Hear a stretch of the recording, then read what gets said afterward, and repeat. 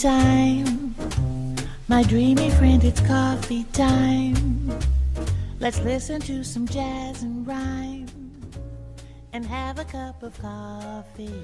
So good morning from the ESC Daily apartment. It's the day of the first semi-final, and last night we saw the jury rehearsal. So for 50% we already know the score. Erik Bolleks, you have been blogging for ESC Daily this week.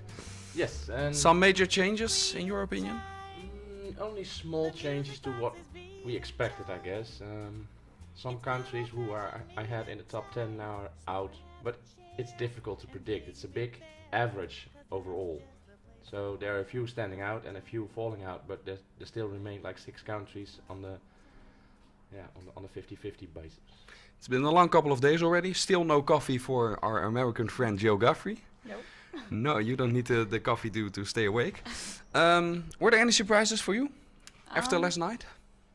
Not really. It's kind of exactly what Eric said. It's not the strongest semi, but all of the countries that I thought would be strong were, and then there were the ones that just didn't make it. So juries tend to vote or to pay extra attention to the vocal performances. Were there weak performances last night? I think Moldova was the weakest. I expected to be weak Estonia, but they performed really well. Russia, she made a few mistakes, but then she compensated really well and bulged the whole thing. No, not really back vocals. In the afternoon there was some doubt about Georgia because she was singing horrible. Yeah, she was sick. She was sick. I think she took some pills, medication, and she saved her voice because on the night itself it was okayish. Enough to qualify, I think. Biggest question for me, Jill, remains how the juries will react to Finland. What do you think about that?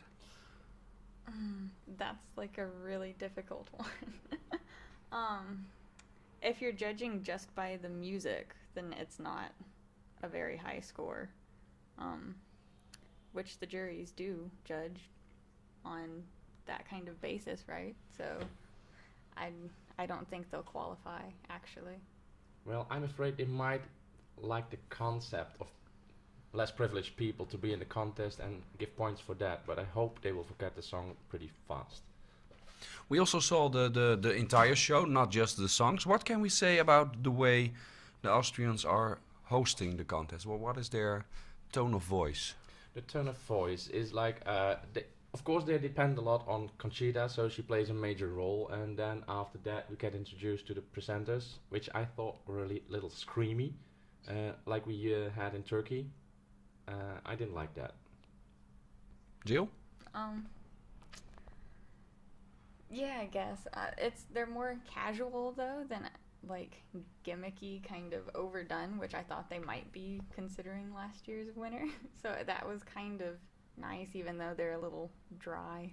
Well, the good thing is they don't try humor if you don't have it. So we had this inside discussion in our team of ESC Daily yesterday about Conchita in the green room. We can understand why they are doing that, because it's a winner who has had lots of impact, and I understand Austria wants to use her in the show.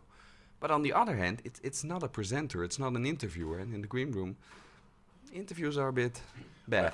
Do we need a real journalist in the green room? It's mostly for just getting the atmosphere, so let her do it.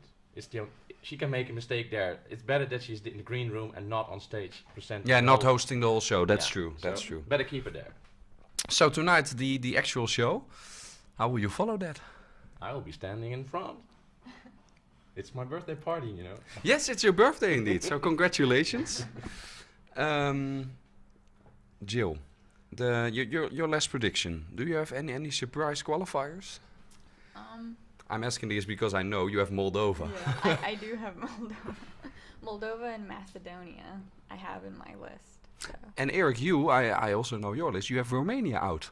Yeah. That's which was a real surprise to me. Can you tell us why do you think Romania might not make it?